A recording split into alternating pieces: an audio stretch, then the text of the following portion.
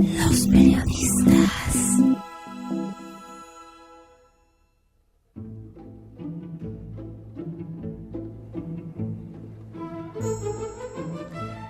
¿Quién no recuerda de chamaco haber jugado a esa especie de adivinanza donde se cuestiona el origen de la vida en torno a si fue primero la gallina o el huevo? Esa reflexión le saltó al aventurero al desempolvar un conjunto de cuadernillos rescatados del cuarto de trabajos. Se trataba de un conjunto de escritos de Mariano Dueñas, Marianito para sus amigos, quien se dedicó a redactar los folletos de una cadena de tiendas de autoservicio donde se hablaba de la historia de la gastronomía, seguida de un conjunto de recetas, algunas verdaderamente espectaculares. La cocina sin huevo es como una casa sin ventanas. Es para el artista de la cocina lo que para el pintor el color y para el poeta la palabra. Así lo escribió Marianito citando a un chef suizo de quien omitió su nombre. El huevo debió haber existido primero, o cómo nace el pollo, pero a su vez sin la gallina tampoco hubiera existido el huevo. ¿Quién lo pondría? Ese debate infantil seguramente se lo habrá llevado a la almohada Charles Darwin cuando escribía El origen de las especies. El mismo Darwin situó la presencia de la pareja gallo-gallina en Europa unos 600 años antes de Cristo. Salacaín, acostumbrado a cuestionar siempre la historia de los alimentos, había incursionado alguna vez llevado de la mano de un libro donde se explicaban sobre los alimentos y las religiones algunas curiosidades. El huevo no estaba prohibido en ninguna de ellas. Decía Alain Ducasse, considerado uno de los más grandes chefs contemporáneos, en una conferencia escuchada por el aventurero años atrás al hablar de la tortilla de huevos, lo definía así: forma ideal y germen de vida, receptáculo perfecto destinado a romperse, de donde surge un ser animado, realidad esencial donde reposa toda una estirpe latente. Ducasse hizo referencia a una leyenda. La cáscara representa la tierra, la membrana el aire, la clara el agua y la yema el fuego, los 4 elementos. Y finalmente Ducasse citó un texto sagrado hindú verdaderamente sorprendente. Al principio solo había el no ser, y fue el ser. Creció y se convirtió en huevo. Descansó todo un año y luego se abrió. De un fragmento de cáscara de oro se formó el cielo.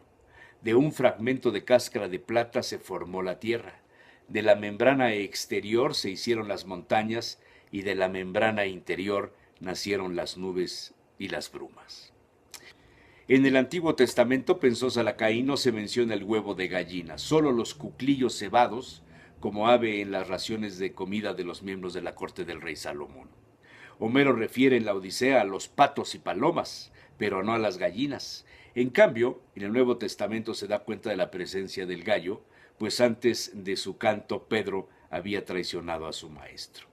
Por tanto, el gallo, la gallina y los huevos eran conocidos por el Imperio Romano y se da fe de ello en los recetarios de Apicius, donde se describe la receta ova elixa.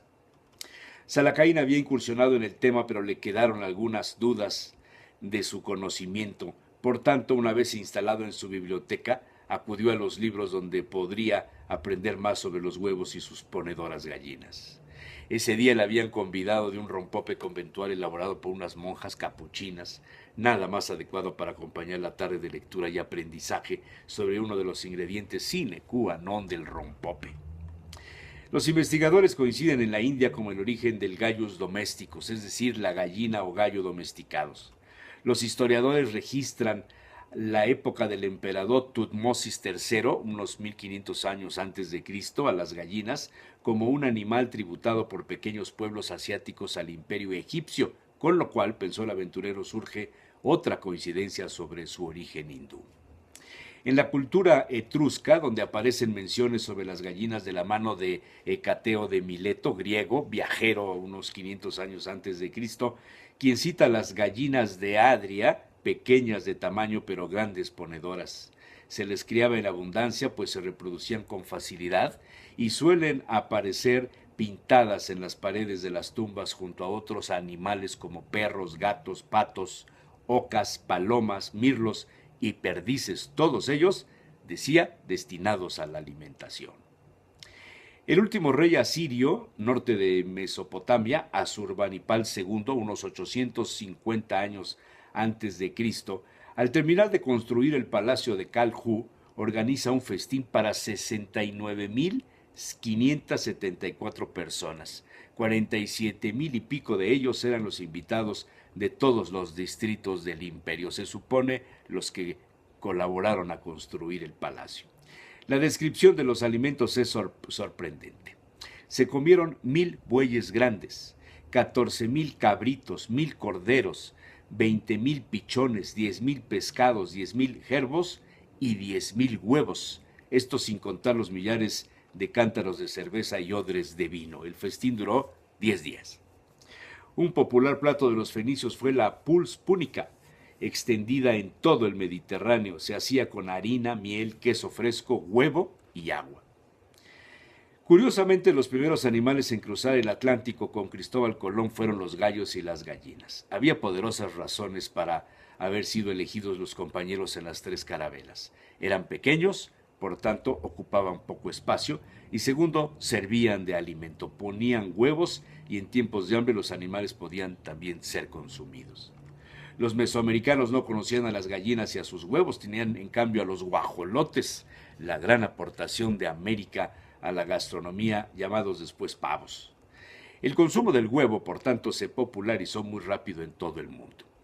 Las gallinas domesticadas y ahora manipuladas son capaces de producir huevos muy rápidamente, por desgracia en detrimento de la calidad del alimento, rodeado por demás de muchas mentiras y leyendas negras respecto al colesterol contenido en su yema. Salacaín tenía su proveedora de huevos orgánicos puestos naturalmente, sin forzar ni presionar a las gallinas, animales felices, libres en un corral donde comen granos de maíz y lombrices y son pisadas de vez en cuando por el gallo, cuyo esperma depositado en un saquito se transmite al juntarse las cloacas de ambos animales. La gallina es fértil después de 18 semanas y produce un huevo diario, haya sido pisada o no por el gallo, quien antes del encuentro le hace un baile. Ella huye y el gallo la corretea y se la monta. Lo demás es puro placer. Recordó Salacaín al periodista de gastronomía Alexandre Balthazar Laurent Grimaud de la Reynie, cercano a Napoleón Bonaparte y considerado uno de los escritores más descriptivos y agudos en temas políticos y apasionado gastrónomo. Durante el imperio no escribió nada de comida, era rico, pero en la revolución lo hizo en cartas privadas provocadas por el escritor y político Nicolas Rétif de la Bretonne, quien curiosamente fue el mayor fetichista de los zapatos.